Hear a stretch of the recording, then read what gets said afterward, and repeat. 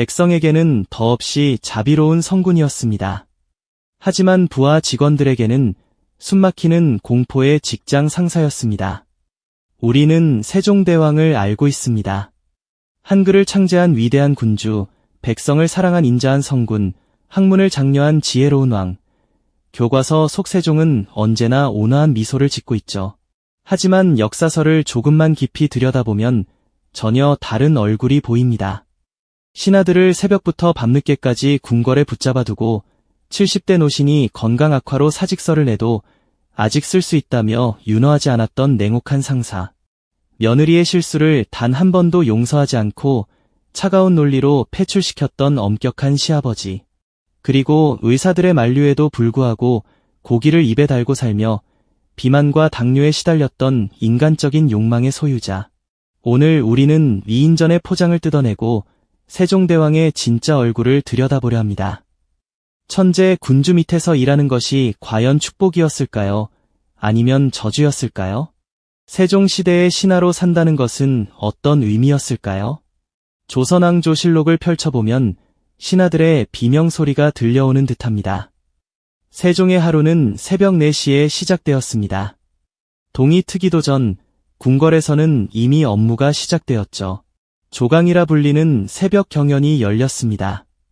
경연은 왕이 신하들과 함께 유교 경전을 공부하고 국정을 토론하는 자리였는데 세종은 이것을 하루에도 3번씩 열었습니다. 새벽에 조강, 낮에 주강, 저녁에 석강. 거기에 야대라는 밤늦은 회의까지 더해지면 신하들은 사실상 하루 종일 궁궐에 붙잡혀 있어야 했습니다. 실록의 기록을 보면 석강이 끝나는 시간이 밤 10시를 넘기는 경우가 허다했습니다. 지금으로 치면 새벽 4시 출근해서 밤 10시에 퇴근하는 셈이죠. 주 5일도 아니었습니다. 주 7일 내내였습니다. 세종은 왜 이렇게 신하들을 혹독하게 부렸을까요? 그 이유는 간단합니다. 세종 자신이 그렇게 일했기 때문입니다. 세종은 진정한 의미의 워커홀릭이었습니다. 그는 잠자는 시간을 아까워했고 책을 읽지 않는 시간을 견디지 못했습니다. 실록에는 이런 기록이 있습니다. 임금께서 밤낮으로 책을 보시어 눈병이 심하시다. 의관들이 가나되 듣지 아니하시니 신하들이 염려하였다. 세종은 눈이 너무 아파서 눈물이 줄줄 흐르는 상황에서도 책을 놓지 않았습니다. 신하들이 전하, 제발 쉬십시오라고 간청해도 소용없었죠. 이런 왕 밑에서 일하는 신하들은 어땠을까요? 당연히 따라갈 수밖에 없었습니다. 왕이 새벽 4시에 경연을 연다고 하면 신하들은 새벽 3시에 일어나 준비해야 했습니다.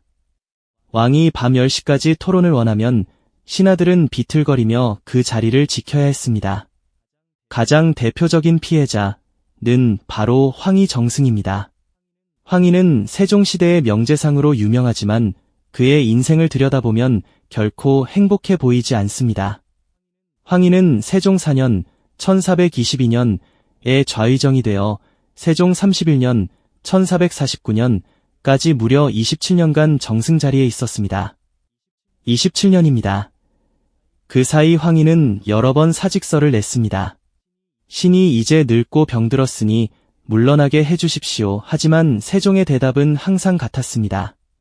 경의 경륜이 아직 필요하니 조금만 더 힘써주시오. 황희는 60대에도 70대에도 계속 일해야 했습니다. 실록을 보면 황희가 너무 늙어서 조회에 참석할 때 부축을 받아야 했다는 기록도 있습니다. 그럼에도 세종은 그를 놓아주지 않았죠. 황희가 최종적으로 은퇴한 것은 그의 나이 89세 때였습니다. 그리고 그로부터 3년 후 황희는 92세를 일기로 세상을 떠났습니다. 거의 죽기 직전까지 일한 셈입니다. 황희만이 아니었습니다. 맹사성, 허조, 신계 등 세종시대의 명신들은 모두 비슷한 운명을 겪었습니다. 세종은 유능한 인재를 발견하면 절대 놓아주지 않았습니다. 마치 훌륭한 도구를 발견한 장인처럼 그 도구가 완전히 닳아 없어질 때까지 사용했습니다. 이것은 냉혹한 처사였을까요? 아니면 국가를 위한 필연적 선택이었을까요? 아마도 둘 다였을 것입니다. 세종은 자신의 꿈을 실현하기 위해서는 최고의 인재들이 필요했고 그 인재들을 최대한 효율적으로 사용해야 한다고 믿었습니다. 그리고 그것이 비록 개인에게는 고통이라 할지라도 국가 전체를 위해서는 정당화될 수 있다고 생각했던 것 같습니다. 신하들은 어땠을까요? 그들은 세종을 원망했을까요? 실록을 읽어보면 흥미로운 점을 발견할 수 있습니다. 신하들은 세종에게 불만을 토로하면서도 동시에 깊은 존경심을 품고 있었습니다. 왜냐하면 세종 자신이 신하들보다 더 열심히 일했기 때문입니다. 세종은 나는 쉬고 너희만 일해라 라고 말한 적이 없습니다. 오히려 나도 이렇게 하는데 너희도 함께 하자는 태도였죠. 이런 리더십은 신하들로 하여금 불평하면서도 따르게 만들었습니다. 또 하나 주목할 점은 세종이 업무 강도는 높였지만 동시에 신하들의 의견을 경청했다는 것입니다. 경연과 회의 시간이 길었던 이유는 단순히 왕이 일방적으로 명령하기 위해서가 아니라 신하들과 진지하게 토론하기 위해서였습니다. 세종은 자신의 생각을 강요하기보다는 여러 신하들의 의견을 듣고 최선의 결론을 도출하려 했습니다. 물론 그 과정이 밤 10시까지 이어진다는 것은 여전히 고통스러운 일이었지만요. 실록에는 이런 재미있는 기록도 있습니다. 어느 날 경연이 너무 길어지자 한 신하가 용기를 내어 말했습니다. 전하, 신들이 이제 너무 피곤하옵니다. 내일 다시 논의하면 안 되겠습니까? 세종의 대답이 걸작입니다. 경들이 피곤한가? 나도 피곤하다. 하지만 이 문제는 오늘 결정해야 한다. 조금만 더 참아주시오. 결국 그날 회의는 자정이 넘어서야 끝났다고 합니다. 이것이 세종이었습니다. 자신도 피곤하지만 그래도 해야 할 일은 한다는 철학. 그리고 그 철학을 신하들에게도 똑같이 적용했던 것이죠. 세종의 냉정함은 업무에서만 드러난 것이 아니었습니다. 가족 문제에서도 그는 놀라울 정도로 엄격하고 비타협적이었습니다. 특히 며느리들에게 세종은 결코 인자한 시아버지가 아니었습니다. 세종시대에는 세자빈, 며느리, 이 두 번이나 폐출되는 사건이 벌어졌습니다. 첫 번째는 세종 10년, 1428년, 세자향, 후에 문종의 첫 번째 부인인 휘빈 김씨가 폐출된 사건입니다. 김씨는 좌의정 기말로의 딸로 명문가 출신이었습니다. 하지만 그녀는 세자빈이 된 후 궁중 예법을 제대로 지키지 않고 경박한 행동을 일삼았다고 합니다. 결정적 사건은 김씨가 궁녀들과 함께 남장을 하고 궁궐 밖으로 몰래 나가 놀았다는 스캔들이었습니다. 이 일이 세종의 귀에 들어갔을 때 세종의 반응은 단호했습니다. 실록의 기록을 보면 세종은 신하들을 불러 회의를 열었습니다. 그 자리에서 세종은 이렇게 말했습니다. 세자빈의 행실이 음란하고 방탕하여 종묘사직의 주인이 될 수 없다. 패하지 않을 수 없다. 신하들 중 일부는 아직 젊으니 개과천선할 기회를 주는 것이 어떻겠습니까? 라고 간언했습니다. 하지만 세종은 단호했습니다. 종묘와 사직은 일국의 근본이다. 그 주인 될 사람의 품행이 바르지 못하면 나라가 위태로워진다. 정을 베풀어 공법을 어지럽힐 수 없다. 결국 김씨는 폐출되었고 본가로 돌려보내졌습니다. 그녀의 나이 불과 20대 초반이었습니다. 더 비극적인 것은 김씨의 아버지 기말로도 이 사건으로 인해 파직되었고 가문 전체가 수치를 당했다는 점입니다. 세종은 며느리 개인의 잘못을 용서하지 않았을 뿐 아니라 그 집안까지 책임을 물었습니다. 이것은 개인적 감정이 아니라 철저히 국가적 관점에서 내린 결정이었습니다. 세종에게 왕실의 위신과 질서는 어떤 인간적 정보다 우선이었던 것입니다. 두 번째 사건은 더욱 충격적입니다. 세종 20년, 1438년, 세자의 두 번째 부인인 순빈 봉씨가 폐출되었습니다. 봉씨는 김씨가 폐출된 후 간택되어 세자빈이 된 여성이었습니다. 그녀는 처음에는 조심스럽게 행동했지만 시간이 지나면서 본성이 드러났다고 합니다. 봉씨의 문제는 질투와 행포였습니다. 그녀는 세자의 다른 후궁들을 시기하고 괴롭혔으며 궁녀들을 함부로 대했다고 합니다. 결정타는 봉씨가 세자의 총애를 받는 후궁을 질투한 나머지 그 후궁을 모함하고 심지어 물리적으로 해를 가하려 했다는 혐의였습니다. 이 사건이 세종에게 보고되자 세종은 다시 한번 냉혹한 결정을 내렸습니다. 폐출입니다. 이번에도 신하들은 한 번만 용서해 주십시오라고 간청했습니다. 특히 봉씨는 이미 세자의 자녀를 낳은 상태였기에 더욱 신중해야 한다는 의견이 많았습니다. 하지만 세종의 논리는 명확했습니다. 비록 자녀가 있다 하더라도 어미의 덕이 없으면 자녀 교육에 해가 된다. 질투와 음험함은 여인의 가장 큰 악덕이다. 이런 사람이 어떻게 세자빈으로서 훗날 왕비로서 궁중을 이끌 수 있겠는가? 세종은 또한 이렇게 덧붙였습니다. 내가 만약 정으로 인해 원칙을 굽힌다면 후세 사람들이 나를 어떻게 평가하겠는가? 한 개인의 불행보다 왕실과 국가의 기강이 더 중요하다. 결국 봉씨도 폐출되었고 세자는 세 번째 부인을 맞이하게 됩니다. 그녀가 바로 현덕왕후 권씨였습니다. 다행히 권씨는 훌륭한 세자빈이 되었고 세종도 만족했다고 합니다. 하지만 그 전에 2명의 여성이 희생당해야 했습니다. 이 사건들을 통해 우리는 세종의 또 다른 면모를 볼 수 있습니다. 그는 철저히 원칙주의자였고 감정보다 이성을 우선시했습니다.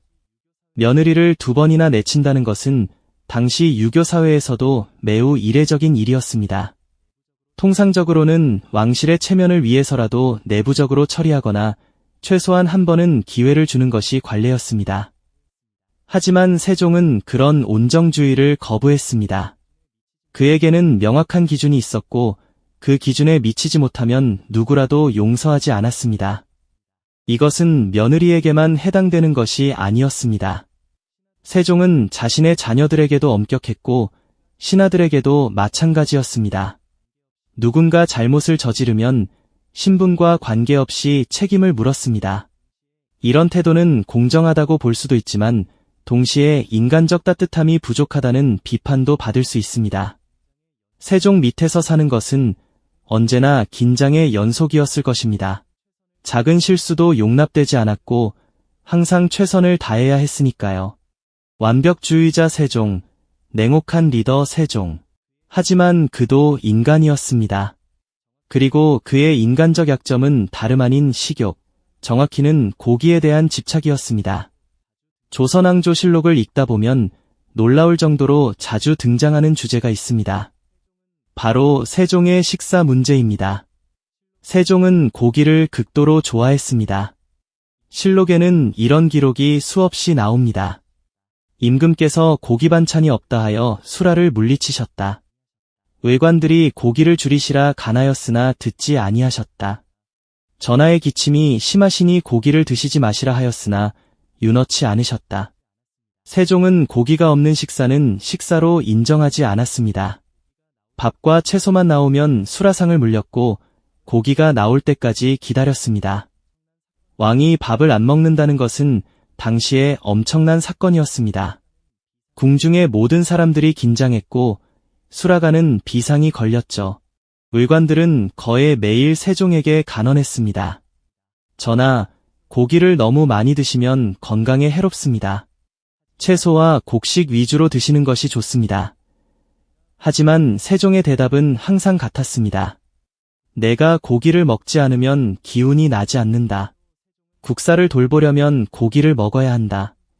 실제로 세종은 하루 업무량이 엄청났기 때문에 충분한 영양 섭취가 필요하다고 믿었던 것 같습니다. 하지만 문제는 적당량이라는 개념이 없었다는 점입니다. 세종은 고기를 먹을 때 절제하지 못했습니다. 실록에 보면 한 번의 식사에서 소고기, 돼지고기, 닭고기를 모두 먹었다는 기록도 있습니다. 게다가 간식으로도 육포나 말린 고기를 즐겨 먹었습니다. 지금으로 치면 하루 3끼 모두 고기 뷔페를 먹고 간식으로 육포를 씹어댄 셈입니다. 당연히 건강 문제가 따라왔습니다. 세종은 30대 후반부터 각종 성인병에 시달리기 시작했습니다. 비만, 당뇨, 고혈압, 안질, 피부병 등 온갖 질병이 그를 괴롭혔습니다. 실록을 보면 세종의 건강 상태는 재위 후반으로 갈수록 급격히 악화되었습니다. 세종 25년 1443년 무렵의 기록을 보면 임금께서 소갈증, 당뇨병, 이 심하시어 물을 끊임없이 드신다. 또한 종기가 온몸에 돋아 고통스러워하신다. 소갈증은 당뇨병의 전형적인 증상입니다. 과도한 고기 섭취와 운동 부족으로 인한 전형적인 성인병이었던 것이죠. 세종의 몸무게에 대한 직접적인 기록은 없지만 실록의 여러 표현들을 종합해보면 그는 상당히 비만이었던 것으로 추정됩니다. 임금의 체구가 크고 살이 쪘다. 옷을 만들 때 치수를 넉넉히 하라 같은 기록들이 이를 뒷받침합니다. 더욱 안타까운 것은 의관들이 세종에게 식이요법을 권유해도 세종이 전혀 듣지 않았다는 점입니다. 의관들은 여러 차례 고기를 줄이시고 채소를 많이 드십시오. 달고 기름진 음식을 피하십시오라고 간언했습니다. 하지만 세종은 이런 충고를 거부했습니다. 심지어 실록에는 이런 기록도 있습니다. 의관이 고기를 금하자 임금께서 노하시며 내가 고기를 먹지 않으면 일을 할 수 없다. 차라리 고기를 먹고 일찍 죽겠다고 하셨다. 이것은 농담이 아니라 진담이었던 것 같습니다. 세종은 정말로 자신의 수명보다 업무 효율을 더 중요하게 생각했던 것입니다. 고기를 먹어야 기운이 나고 기운이 나야 일을 할 수 있고 일을 해야 나라가 발전한다는 논리였죠. 이것은 어떻게 보면 자기 파괴적인 태도였지만 동시에 세종의 국가에 대한 헌신을 보여주는 것이기도 합니다. 흥미로운 점은 세종이 신하들에게는 건강관리를 강조했다는 것입니다. 나이든 신하가 아프면 약을 하사하고 쉬라고 명령했습니다. 하지만 정작 자신은 의관들의 충고를 무시하고 고기를 먹고 밤늦게까지 일하고 눈이 아파도 책을 읽었습니다. 이런 이중적 태도는 세종의 성격을 잘 보여줍니다. 그는 타인에게는 합리적이고 이성적인 조언을 할 수 있었지만 자기 자신에게는 극도로 가혹했습니다. 자신의 건강보다 국가 업무가 더 중요하다고 믿었고 그것을 실천했습니다. 세종 32년 1450년 세종은 향년 54세의 나이로 세상을 떠났습니다. 당시 기준으로 그리 젊은 나이는 아니었지만 그렇다고 장수했다고 할 수도 없는 나이였습니다. 만약 세종이 고기를 조금 덜 먹고 업무를 조금 덜 하고 의관들의 충고를 조금만 더 들었다면 더 오래 살았을지도 모릅니다. 하지만 그것은 세종이 아니었겠죠. 세종은 자신의 방식대로 살았고 자신의 방식대로 일했으며 자신의 방식대로 먹었습니다. 그리고 그 대가로 찬란한 업적과 함께 병든 몸을 얻었습니다. 세종은 왜 이렇게 자신과 타인을 극한까지 몰아붙였을까요? 왜 그는 휴식을 거부하고 고기를 탐하면서도 밤낮으로 일했을까요? 이 질문에 답하려면 세종이 처한 독특한 상황을 이해해야 합니다. 세종은 본래 왕이 될 운명이 아니었습니다. 그는 태종의 셋째 아들이었고 원래 세자는 맏형인 양녕대군이었습니다. 하지만 양녕대군이 방탕한 생활로 폐세자되면서 세종이 갑자기 세자가 되었고 결국 왕위에 올랐습니다. 이것은 세종에게 평생의 심리적 부담이 되었을 것입니다. 그는 스스로에게 증명해야 했습니다. 자신이 형보다 나은 왕이라는 것을, 자신이 왕위에 오른 것이 정당했다는 것을 말이죠. 그래서 세종은 누구보다 열심히 일했고 누구보다 많은 업적을 남기려 했습니다. 또한 세종은 아버지 태종의 그림자에서 벗어나야 했습니다. 태종은 강력한 왕이었습니다. 그는 처남들을 죽이고 정적들을 숙청하며 철저히 왕권을 강화한 군주였습니다. 세종은 그런 아버지를 존경하면서도 동시에 다른 방식으로 이대함을 증명하고 싶었을 것입니다. 태종이 힘으로 왕권을 세웠다면 세종은 지혜와 업적으로 왕권을 세우고 싶었던 것 같습니다. 그래서 세종은 학문과 기술, 문화에 투자했습니다. 한글 창제, 과학기술 발전, 음악과 예술의 진흥.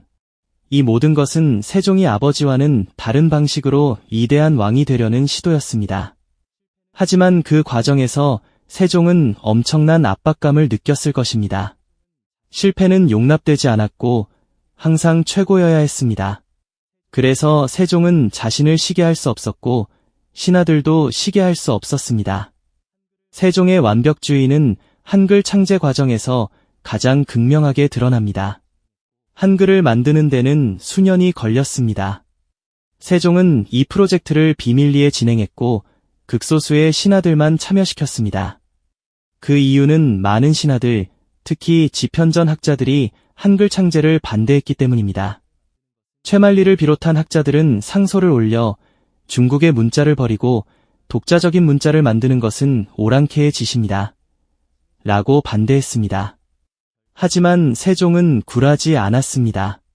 그는 자신의 신념을 관철시켰고 결국 훈민정음을 완성했습니다. 이 과정에서 세종은 엄청난 외로움을 느꼈을 것입니다. 자신이 옳다고 믿는 일을 대부분의 신하들이 반대하는 상황. 그럼에도 불구하고 밀고 나가야 하는 외로운 싸움. 세종은 그 싸움에서 이겼지만 그 대가는 컸습니다. 실록을 읽어보면 세종의 재위 후반기는 건강 악화와 함께 정서적으로도 힘든 시기였던 것 같습니다. 세종은 점점 더 예민해졌고 신하들에게 더 가혹해졌습니다. 어떤 학자는 이것을 번아웃 증후군으로 해석하기도 합니다. 30년 가까이 쉬지 않고 달려온 세종이 육체적, 정신적으로 한계에 도달한 것이죠. 세종 말년의 실록을 보면 임금께서 요즘 잘 노하신다, 전에 없이 엄격하시다는 기록들이 나타납니다. 이것은 단순히 성격이 나빠진 것이 아니라 극도의 피로와 스트레스의 결과였을 것입니다. 세종은 자신이 세운 높은 기준을 끝까지 유지하려 했지만 몸과 마음은 이미 한계를 넘어서 있었던 것입니다. 하지만 그럼에도 불구하고 세종은 끝까지 이를 놓지 않았습니다. 죽기 직전까지도 그는 국정을 돌봤고 신하들과 회의했으며 책을 읽었습니다. 이것은 책임감일까요? 아니면 강박일까요? 아마도 둘 다였을 것입니다. 세종에게 일은 단순한 직업이 아니라 정체성 자체였습니다. 그가 일을 멈춘다는 것은 곧 자신의 존재 의미를 잃는 것이었습니다. 그래서 그는 멈출 수 없었고 죽음이 그를 멈추게 할 때까지 달렸습니다. 이런 세종의 모습은 존경스럽기도 하지만 동시에 슬프기도 합니다. 그는 위대한 업적을 남겼지만 행복했을까요? 그는 백성들을 사랑했지만 자기 자신을 사랑했을까요? 우리는 알 수 없습니다. 다만 확실한 것은 세종은 자신이 선택한 길을 끝까지 걸어갔다는 것입니다. 세종은 악덕 상사였을까요? 객관적으로 보면 그렇다고 할 수 있습니다. 그는 신하들에게 살인적인 업무를 부과했고 개인의 사정을 거의 고려하지 않았으며 실수를 용납하지 않았습니다. 70대 노인을 죽을 때까지 일하게 만들었고 며느리를 2번이나 내쫓았으며 의사의 충고를 무시하며 자신의 몸을 혹사했습니다. 만약 세종이 현대기업의 CEO였다면 아마도 노동청에 고발당하고 언론에서 비난받았을 것입니다. 직원들을 주 100시간 일하게 만드는 블랙 기업 CEO라는 타이틀을 달았겠죠. 하지만 동시에 세종은 역사상 가장 위대한 군주 중 한 명으로 기억됩니다. 왜일까요? 그 이유는 간단합니다.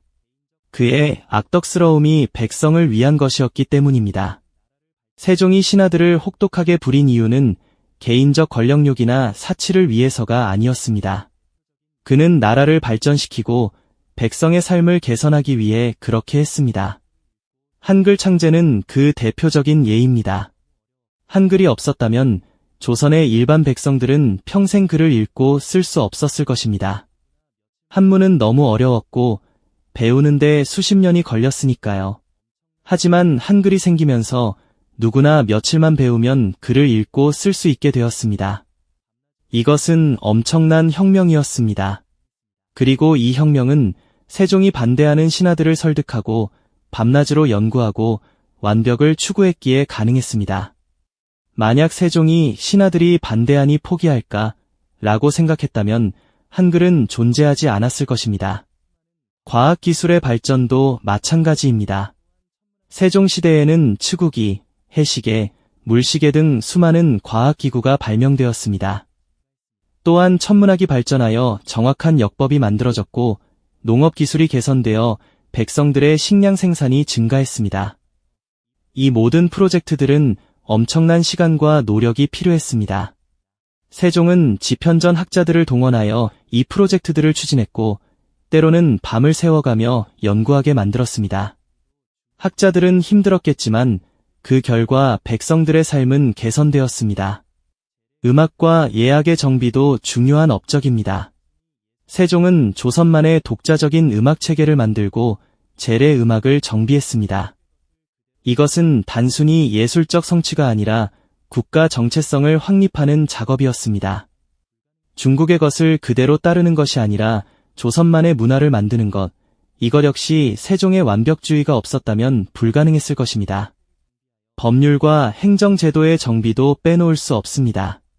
세종은 수많은 법전을 편찬하고 행정체계를 정비하여 백성들이 억울함을 당하지 않도록 노력했습니다. 특히 사형수에 대해서는 3번씩이나 재심을 거치게 하여 억울한 죽음이 없도록 했습니다. 이것은 세종의 인본주의적 면모를 보여주는 것이기도 합니다. 그는 신하들에게는 가혹했지만 백성들에게는 자비로웠습니다. 군사 방면에서도 세종은 업적을 남겼습니다. 그는 사군 육진을 개척하여 조선의 영토를 확장했고 북방 민족의 침입을 막았습니다. 또한 대마도를 정벌하여 외구의 침략을 억제했습니다. 이 모든 군사작전들은 치밀한 계획과 준비가 필요했고 세종은 밤낮으로 전략을 연구했습니다. 세종의 업적을 나열하다 보면 한 사람이 32년의 재위기간 동안 어떻게 이 모든 것을 이룰 수 있었는지 의문이 듭니다. 답은 명확합니다. 그가 자신과 신하들을 극한까지 몰아붙였기 때문입니다. 만약 세종이 오늘은 좀 쉬자, 이 정도면 충분해라고 생각했다면 이 많은 업적은 불가능했을 것입니다. 세종의 악덕스러움과 위대함은 동전의 양면입니다. 그가 신하들에게 가혹했기에 한글이 탄생했습니다. 그가 자신의 건강을 돌보지 않고 일했기에 수많은 과학기술이 발전했습니다. 그가 며느리에게조차 엄격했기에 왕실의 기강이 바로 섰습니다. 신하들의 고통은 백성들의 행복으로 이어졌고 세종의 자기 파괴는 국가의 발전으로 기결되었습니다. 세종대왕. 우리는 그를 성군이라 부릅니다. 하지만 오늘 우리가 본 세종은 성인이 아니라 인간이었습니다. 완벽을 추구하는 나머지 자신과 타인을 가혹하게 몰아붙였던 워커홀릭. 원칙을 지키기 위해 며느리조차 냉정하게 내쳤던 엄격한 가장. 의사의 충고를 무시하고 고기를 탐하다가 온갖 병에 시달렸던 인간적인 왕. 이것이 진짜 세종의 모습입니다. 그렇다면 우리는 세종을 어떻게 평가해야 할까요? 그는 악덕 상사였을까요? 아니면 위대한 리더였을까요? 아마도 둘 다였을 것입니다. 세종은 함께 일하기에는 끔찍한 상사였지만 나라를 맡기기에는 최고의 군주였습니다. 그는 개인에게는 가혹했지만 공동체에게는 자비로웠습니다. 세종 밑에서 일했던 신하들은 분명 힘들었을 것입니다. 황희 정승은 89세까지 일해야 했고 집현전 학자들은 밤을 새워 연구해야 했으며 의관들은 왕의 건강을 걱정하면서도 말을 듣지 않는 환자를 상대해야 했습니다. 하지만 그들은 또한 자부심을 느꼈을 것입니다. 자신들이 역사를 만들고 있다는 자부심, 위대한 군주를 모시고 있다는 자부심 말이죠. 실제로 세종시대의 신하들은 후대의 명신으로 기억됩니다. 황희, 맹사성, 정인지, 최항, 신숙주. 이들의 이름은 오늘날까지 존경받습니다. 그들이 힘들었던 것은 사실이지만 그 힘든 시간이 헛되지 않았다는 것도 사실입니다. 세종의 며느리들은 어땠을까요? 그들은 분명 억울했을 것입니다. 하지만 세종의 입장에서 보면 왕실의 기강은 개인의 감정보다 중요했습니다. 냉정하게 들리지만 이것이 군주의 책임이었습니다. 세종 자신은 행복했을까요? 우리는 알 수 없습니다. 하지만 그는 분명 만족감을 느꼈을 것입니다. 자신이 이루고자 했던 것들을 이루었으니까요. 한글을 만들었고 나라를 부강하게 만들었으며 백성들의 삶을 개선했습니다. 비록 그 과정에서 자신의 건강을 망쳤고 신하들을 혹사시켰으며 가족 관계에서도 따뜻함이 부족했지만 세종에게 그것은 감수할 만한 대가였을 것입니다. 2024년 현재 우리는 세종의 유산 속에서 살고 있습니다. 우리가 지금 이 순간 사용하고 있는 한글, 그것은 세종의 악덕스러움이 만들어낸 기적입니다. 만약 세종이 조금 더 느긋하고 조금 더 타협적이었다면 한글은 존재하지 않았을지도 모릅니다. 세종의 이야기는 우리에게 질문을 던집니다. 위대한 성취를 위해서는 가혹함이 필요할까요? 천재의 그늘 아래에는 항상 희생이 따를까요? 그리고 그 희생은 정당화될 수 있을까요? 답은 간단하지 않습니다.